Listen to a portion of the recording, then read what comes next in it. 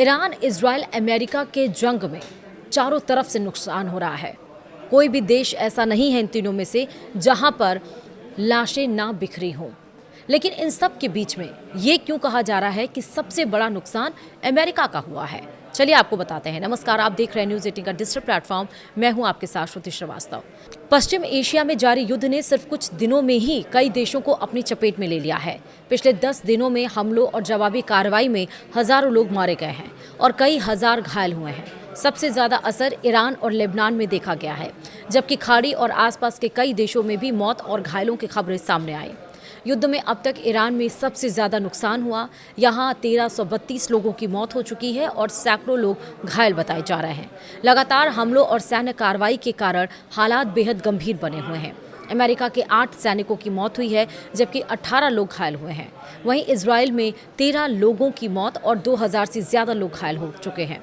America और Iran के बीच 28 फरवरी से जारी युद्ध में दोनों देशों को भारी नुकसान उठाना पड़ा है। हालांकि शुरुआती दिनों में ईरान के हमलों से अमेरिका रक्षा व्यवस्था को बड़ा झटका लगा।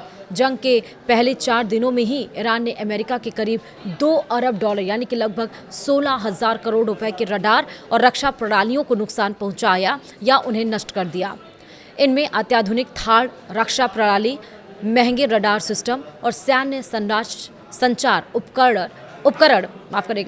उपकरण शामिल बताए जा रहे हैं। इसीलिए कहा जा रहा है कि अमेरिका को इसमें सबसे ज़्यादा नुकसान हुआ है।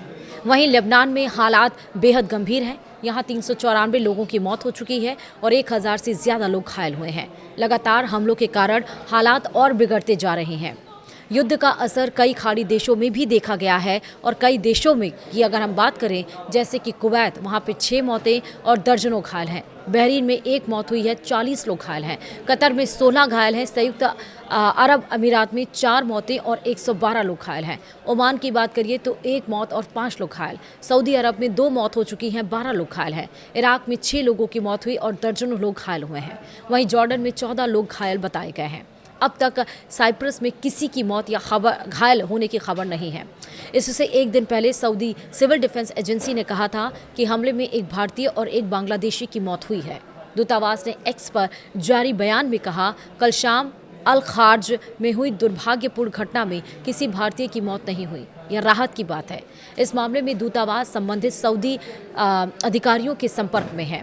दूतावास ने यह भी बताया कि community welfare counsellor Y cyber ने देर रात अल खार्ज पहुंचकर घायल भारतीय नागरिकों से मुलाकात की है। और इसी के साथ सबसे बड़ा नुकसान अमेरिका पे हुआ है। कहां पर इन हमलों से कितनी मौतें हुई हैं और कितने लोग घायल हुए हैं, वो हमने डाटा फैक्ट्स के साथ आपको बताए हैं। वीडियो में इतना ही। नमस्कार।